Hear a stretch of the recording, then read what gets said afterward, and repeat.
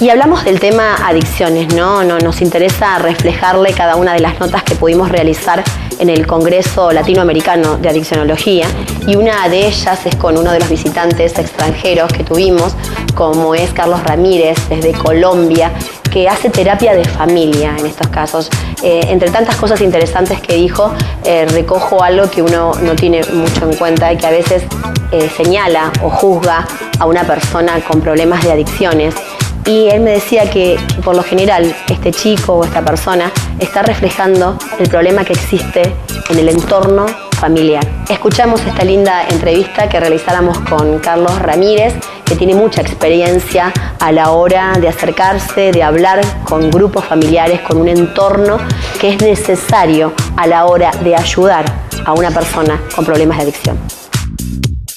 Sí, es nuestra labor, después de varios años de trabajo en la intervención de adicciones, en la intervención de factores de riesgo, hoy reflexionar sobre lo que es la familia y cómo influye en el individuo ha sido realmente enriquecedor, aunque nos falta mucho por recorrer, pero en ese camino estamos. Bueno, ¿y cómo es tu trabajo? ¿En qué consiste? ¿Cómo están viendo las nuevas familias? Porque creo que la sociedad ha ido cambiando, ha ido evolucionando en algunos casos, pero bueno, amerita a nuevos abordajes también, sí, ¿no? Claro que sí. La historia de intervención en familia, desde los años 70 en adelante, se empezó a dar una evolución en la forma de reunirnos y de conformar las diferentes tipologías familiares, ¿cierto? Entonces eso nos ha llevado a que creemos diferentes técnicas, enfoques y modelos de intervención para entender la dinámica familiar. El punto de partida de la intervención familiar hoy por hoy, y más acá en Argentina, donde hay grandes autores del tema de familia, partimos de la teoría general de sistemas. Sabemos la familia como un sistema de interacciones que posibilitan el individuo la interacción, la competencia, la competitividad, la caridad, entre otros elementos. ¿Y cómo se trata esta familia cuando uno de los integrantes es una persona adicta? Bien, durante muchos años se consideró el adicto como el problema. Y ese es el que hay que aislar, y ese es el que hay que tratar, y ese es el que hay que señalar. Ha venido revolucionando en pro de decir, venga, ese individuo es el síntoma de una familia que tiene una alteración en su dinámica. Es decir, no le carguemos todo, él está representando. Entonces partimos de eso. Vemos a la familia como el núcleo de la sociedad, como una gran posibilidad de la intervención. Hoy por hoy en las comunidades terapéuticas de vanguardia venimos diciendo, venga, ya no recibimos un integrante, o sea, un usuario, no, recibimos sistemas familiares y abordamos la situación desde todo el sistema. Porque esta persona que es la que denota lo que está ocurriendo de pronto en la familia o en la sociedad o en su interior, ¿es por lo general la persona más débil o la más fuerte? Normalmente es quien recibe el impacto directo de una situación que altera el sistema familiar. Se supone que en el sistema familiar el más débil es el mayor, que es el que va a ir con el que todos están aprendiendo, ¿cierto? En teoría es lo que se plantea, pero de alguna forma el que genera esa transferencia y el que genera las dependencias es el que recibe el rigor de la situación histórica de la familia. Ejemplo, entonces tenemos un hijo y ese hijo es el que metemos en la cama de la pareja, es el que uno de los progenitores le cuenta los secretos de la pareja, es decir, lo parentaliza. Ese hijo empieza a sufrir ese rigor y empieza a debilitar su estrategia de observar la vida para ser el sacrificado, entre comillas, frente a lo que es la evolución de la familia, ¿cierto? Entonces ese que hace, asume la dependencia. ¿Y qué se convierte en la dependencia? Lo que contiene la pareja, por ejemplo. Entonces tenemos el caso donde un joven consume, sus padres muy unidos porque quieren sacar al joven adelante, el joven empieza a generar cambios y los padres se separan. ¿Qué nos evidencia? Que era ese joven y su dependencia lo que mantenía a esa pareja unida. Sí, esto es tremendo, ¿no? Verlo así, porque muchas familias y muchos padres, en este caso que estás llevando acá a conclusión, no se hacen cargo de esa realidad. Claro, es que es más, no, y el ser humano, es que es más fácil. El ser humano. Es más fácil decirle, tú eres la culpable, yo soy el culpable, y señalar al otro. ¿Me acuerdas cuando en consulta le preguntamos a los padres de familia, ¿su hijo por qué consume? Y nos dicen, él consumió porque conoció a un amigo. Un amigo donde iba a la esquina, y vamos donde ese amigo de la familia, decimos, ¿y su hijo por qué consume? Y le contestan a uno exactamente lo mismo, es que conoció a otro amigo que iba en la otra esquina.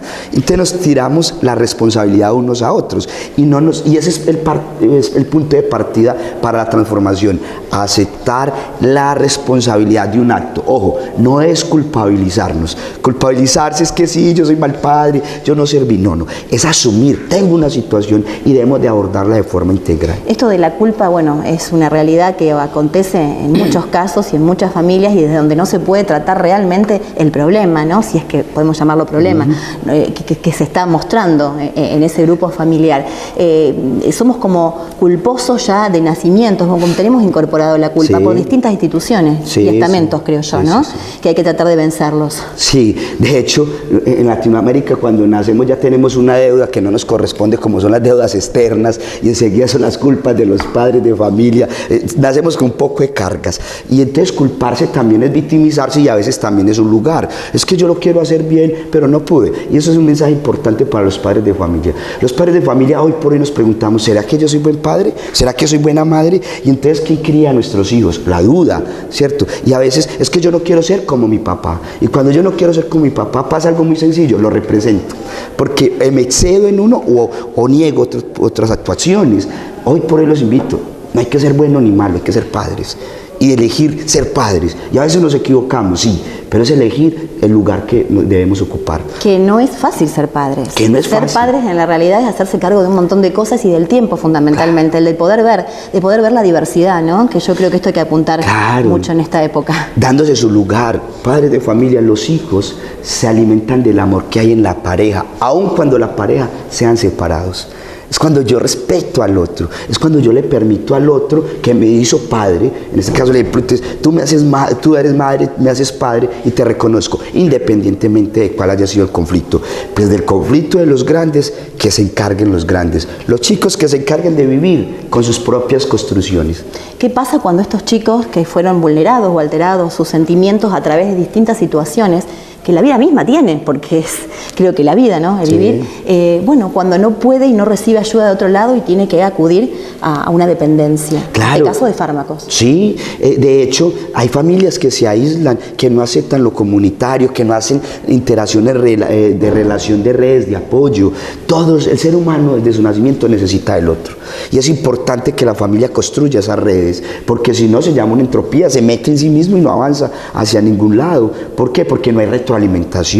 Por eso es tan importante, por eso es tan importante las amistades, la familia extensa, es decir, permitir que esas personas se vinculen hasta cierto nivel, ¿cierto? Es decir, cuando yo pudiera contarle a mi amigo o a mi amiga, no sé qué hacer con este problema, ese apoyo es importante, pero no es sano cuando esa persona ya entra a determinar qué se hace, es diferente. Eso se llama límites permeables, más no límites o que el otro sea invasivo en mis decisiones. Y dentro de tu trabajo, que es hacernos esta unión familiar, te debes encontrar con muchos obstáculos también, esto de no aceptar, de no permitir, el de yo no fui, bueno, hay que trabajarlo, ¿no? Esas son las dos orillas, está lo que decíamos ahora, la culpa, el que se echa la culpa de todo o culpabiliza al otro, y está el que no acepta nada, ¿cierto? Y el que considera que lo ha hecho todo bien, pero el problema es del otro.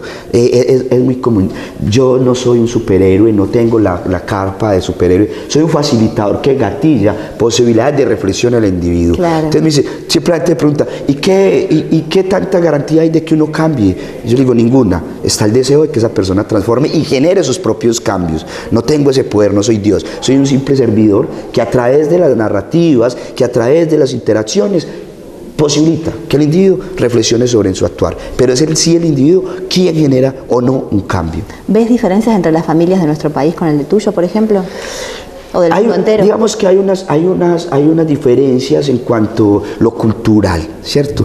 En Latinoamérica, en cuanto a la transformación de la familia, se está haciendo de forma global. Primero en unos países que en otros, más en la resistencia. Por ejemplo, hablar de familias homosexuales, ¿cierto? Que para muchos países fue todo un tabú, un escándalo, pero que cada vez ha ido siendo más aceptada, más legalizada, más adjudicada como un lugar de un otro, no como un trastorno patológico, no como una situación de escándalo, sino de forma de vincularse diferente. Creo que ahí vamos.